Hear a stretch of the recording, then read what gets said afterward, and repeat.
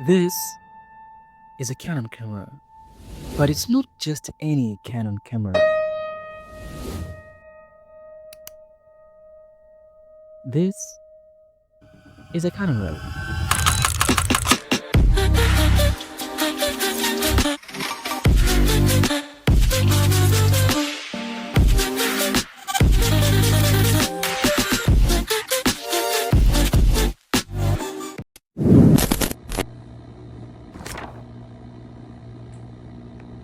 Hold on.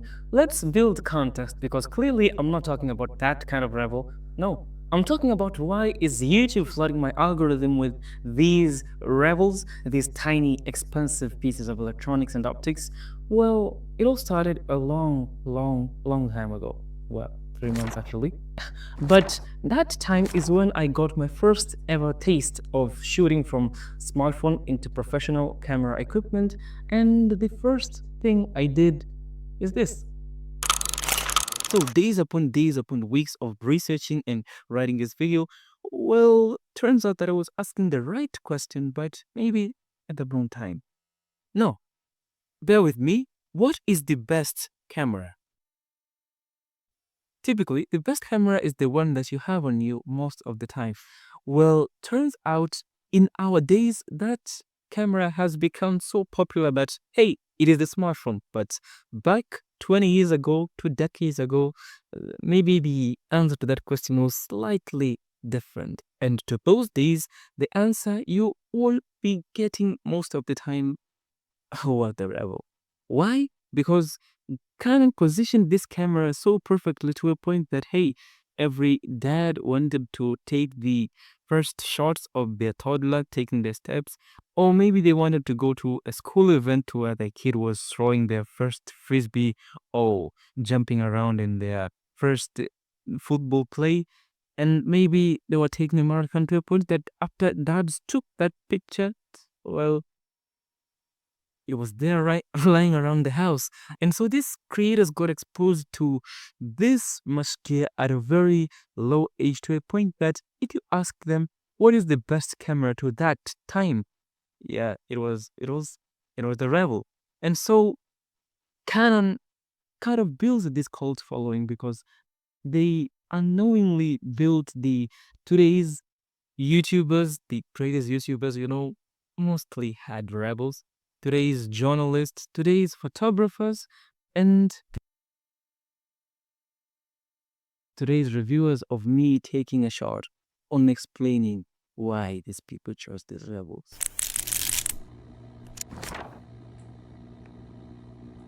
I want to make this video too technical, but I've been shooting most of my photography and videography stuff on my smartphone. So right when I got this camera, I was in this phase of transitioning from how you shoot from a smartphone to having dedicated equipment for visual storytelling. But that switch was not that hard, mostly because I did my research.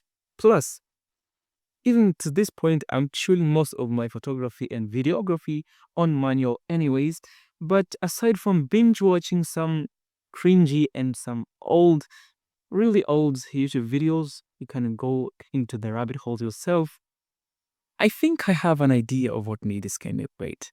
Now, from the second I got this camera, I low-key wasn't confident enough to craft a review, mostly because I thought I hadn't reached this camera's breaking point, because up to that point I shot, I think mostly it was portraits, but couple of portraits later and couple of events later, I think that, hey, I can give a verdict on this camera, which for starters, it might just be the best beginner camera from Canon that happens to be just over $100 if video is not your concern.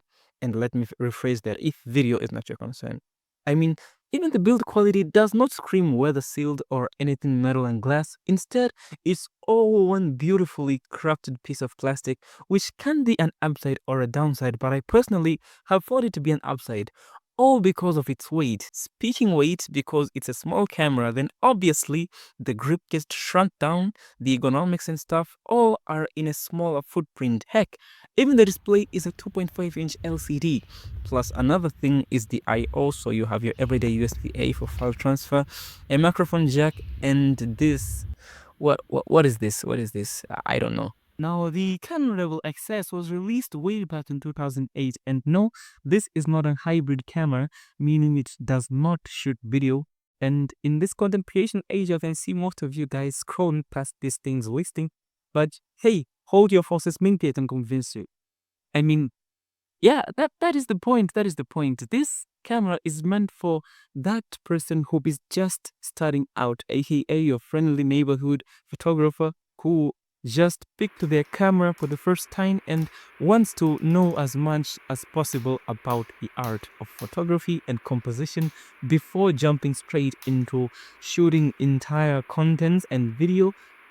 That is, I think this is what is meant for him if he would consider that camera in this age. Now, is it the best beginner camera out there? No, it's not real close, but does it deliver on the promise of making you feel like a pro capturing photos? Yeah, it does. But I don't think Canon's Rebel camera gained their popularity from the spikes. I mean, look at what is, in my opinion, the best and the most popular Canon EOS Rebel, the Rebel T3i, that camera where everybody was hacking with Magic Lantern.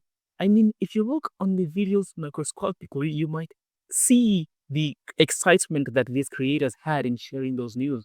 The way that these people were able to capture raw footage from their cameras, from their rebels, it made them feel like, rebels delving into the creative waters of filmmaking and storytelling. Now, for the nerd amateur photographer out there, the XS has a 10.1 megapixel CMOS sensor. And yeah, I know what you're thinking. Is a 10 megapixel too low? Well, don't let marketing fool you. This is a 10 megapixel photo from the XS, and this is a 12 megapixel photo from the Samsung Galaxy S10. Pretty decent for a 10 megapixel sensor, I would say. But the takeaway point in this comparison is that with the right set of skills, lens, you might smoke most camera resolutions today. And considering most of our media for posting is like an Instagram, I think it just happens to be enough. Okay, what next does the media ask for today? Well, yeah, perfect. Remember this moment? Well, this camera can burst shoot, though I don't think it's on par with modern gear.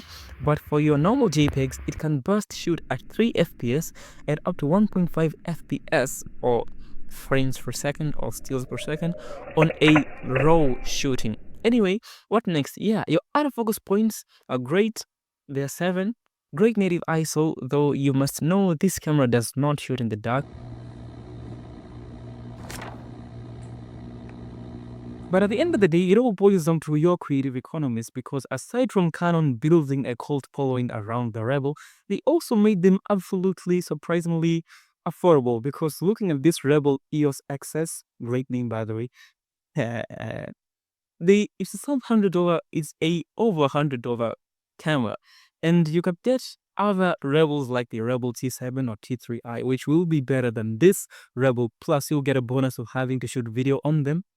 But my hot take on Rebels is that they make you like have this feeling of becoming a professional before your eyes. Because I remember from the first day I got it, from having to make this review video about it today, yeah, I kind of have gone through the phases of becoming a pro in the space. Like, I shot weddings, I shot events, I shot product photography, and in all that, you are actually, if you look back, you're becoming better each and every day as you continue practicing with the ladder.